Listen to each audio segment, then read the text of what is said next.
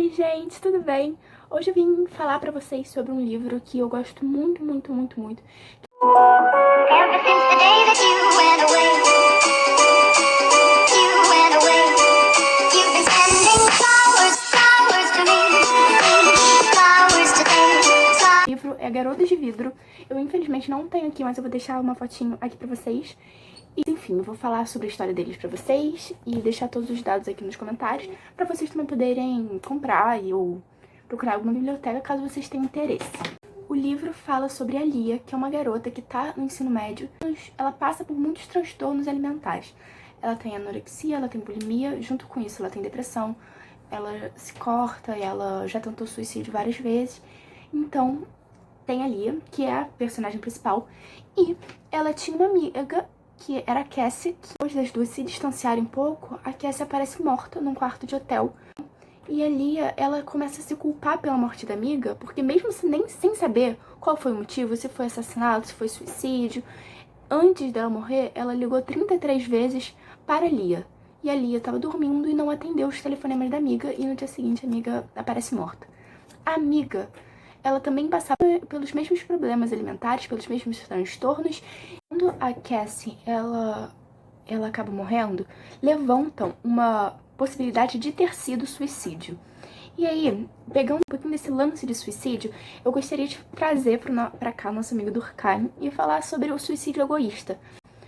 Quando uma sociedade se encontra em estado de anomia, ou melhor, quando uma sociedade tem uma baixa coesão social, aumenta os casos de suicídio egoísta.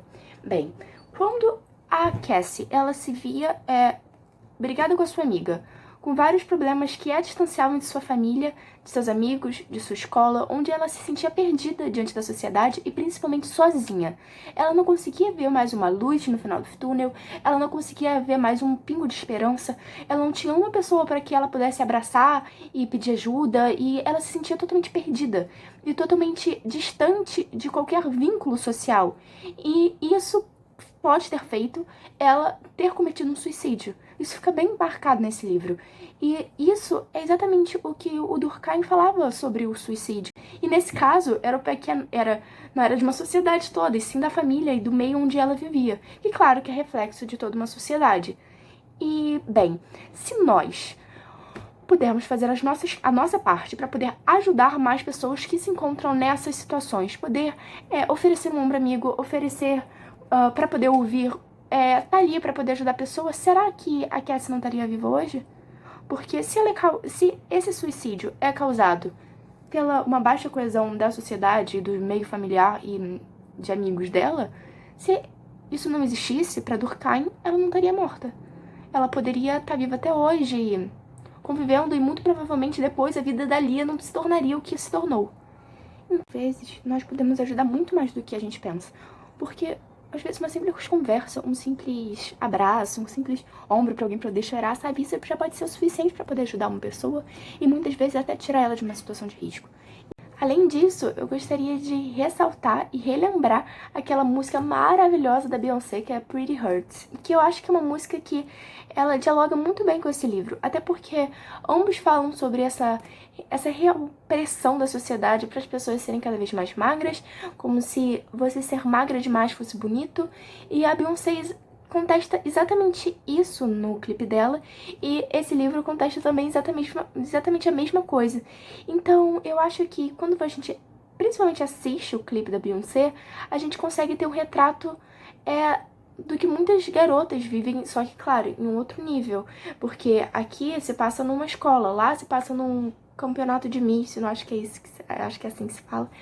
E falando sobre esses campeonatos de Miss e de modelos e tudo mais, se você para agora, acaba esse vídeo e você vai pro Google e começa a pesquisar sobre a quantidade de mulheres mortas nos últimos anos exatamente por causa de anorexia e por causa de bulimia, por causa desses transtornos, é algo gritante. O livro também faz com que a gente entenda os sintomas dessas doenças, Por exemplo, toda vez que ela fala sobre o alimento, por exemplo, milho, ela bota entre parênteses o número de calorias que esse alimento tem. É tudo, como se ela não conseguisse ter uma alimentação, não conseguisse ver uma fruta, não conseguisse ver uma outra pessoa comendo sem pensar no número de calorias, sem se auto-julgar ou julgar a outra pessoa que tá comendo. Era algo tão involuntário, mas que ela fazia sempre e que estava presente na vida dela o tempo todo. E quando ela tá... todo dia, de madrugada, ela ia pra poder fazer esteira ou algum outro aeróbico. E ela ficava, e ela ia pensando no número de calorias que ela tava perdendo, que ela tinha que perder mais calorias do que o número que ela ingeriu no dia, mesmo o número que ela ingeriu no dia sendo muitas vezes 100 calorias, 200 calorias, que é uma coisa que é muito pouco para um dia todo. E ela vai passando por isso tudo e você fica muito preocupado com ela. E ela é tão magra que ela mesma não consegue se aquecer. E o livro junta as questões de uma garota que tá no ensino médio, com questões familiares, com todos os transtornos que ela tinha, com a morte da amiga e com a culpa. Porque pra ela tinha sido responsável pela morte da amiga. Já que a amiga ligou várias vezes, muitas provavelmente pedindo ajuda, e ela não tava lá pra poder ouvir. Tava lá pra poder atender. E todo mundo fica pensando que ela é a próxima, porque as duas eram tão parecidas. E uma coisa também muito pesada nesse livro é quando ela queria ter alguém pra conversar, alguém que ela pudesse realmente se abrir, sem a pessoa ficar preocupada e brigar com ela e tudo mais, ela procurava sites na internet de pessoas que passavam pelas mesmas coisas que ela. E eram sites que só estimulavam ainda mais com que ela emagrecesse, com que ela se cortasse, que ela tentasse tirar a própria vida, que ela comesse.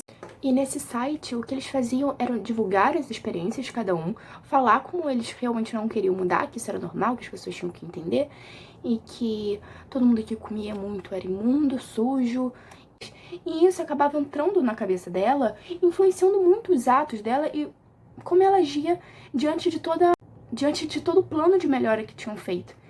Então, a gente vê a luta dela pra melhorar, mas ela mesma se auto-sabotando e ela tentando, procurar algum mecanismo de escape pra poder fugir de toda essa loucura que tá passando na vida dela no momento, mas ela não conseguindo, vendo que a maneira dela de escapar são maneiras, muitas vezes, que também não são boas, que acabam prejudicando mais ela, e aí ela vai vivendo nesse vai e vem, a família dela também. E aí a gente vê como a família dela vê tudo isso, a família da amiga dela que faleceu vê isso tudo, as experiências que ela tá passando, e é realmente um livro muito importante pra gente aprender a se colocar no lugar do outro, mas principalmente respeitar o outro e sempre tentar ver que muitas vezes a pessoa que tá do seu lado às vezes pode estar com um problema. E agora eu queria poder falar um pouquinho pra vocês sobre a diferença sobre anorexia e bulimia. Lembrando que eu não faço psicologia, não faço psiquiatria, e o que eu sei é por causa desse livro, de algumas pesquisas que eu fiz, então meus conhecimentos não são daqueles mais completos. Mas eu pretendo eu quero poder agregar um pouquinho pra vocês, e se vocês souberem outras coisas que eu não sei, por favor, agreguem a mim também. Anorexia é um distúrbio mental voltado pro lado alimentar, onde você acaba vendo seu corpo de uma maneira distorcida. Então, isso gera... Ou seja, se você às vezes você já tá muito magro, você se vê gordo, você se sente gordo, você pega em você e você se sente realmente mais gordinho. Então, e além da anorexia, Lia também tinha bulimia, que é quando você come e depois de você comer você se sente tão culpado que você vai e vomita a comida pra não ganhar peso. E eu pesquisei sobre essas duas doenças no Google pra poder ver mais ou menos se era comum, se era raro essas doenças, e eu me assustei, vendo que a bulimia é muito comum e a anorexia é comum. Pra gente tentar ver a seriedade disso, porque anorexia e bulimia matam. São doenças perigosíssimas que fazem mal pra muita gente, não só pelo lado físico, mas também pelo lado emocional. Imagina você não conseguir comer em paz, você ter que comer e vomitar depois, você medir as calorias de tudo que você come. Isso é muito ruim, isso é muito preocupante. As minhas pesquisas, ambos são doenças psicóticas, mas a Lia, nossas neuróticas, que também são classificadas pelo Freud como distúrbios psíquicos que são gerados por recalque perfeito de desejos aprisionados no inconsciente, que o ego é incapaz de lidar. Então, ele oprime esses desejos para você não sofrer. Só que depois eles podem, quando eles voltam pro seu lado consciente, eles acabam meio que se mascarando como outras coisas para eles não serem oprimidos novamente. E isso faz com que muitas vezes as lembranças que as pessoas que sofrem com isso possuem não passem de apenas meras fantasias. E às vezes ali, quando ela lembrava da infância, lembrava de coisas que aconteceu, na verdade ela estava lembrando de fantasias sobre o que aconteceu. Então é isso, gente. Por hoje é só. Espero que vocês tenham gostado do vídeo. Espero que tenha atendido às expectativas de vocês sobre esse livro tão maravilhoso e tão necessário. E não esqueçam de se inscrever no canal, clicar no sininho e dar like ou dar dislike, vocês que sabem. Muito obrigada por assistirem até aqui e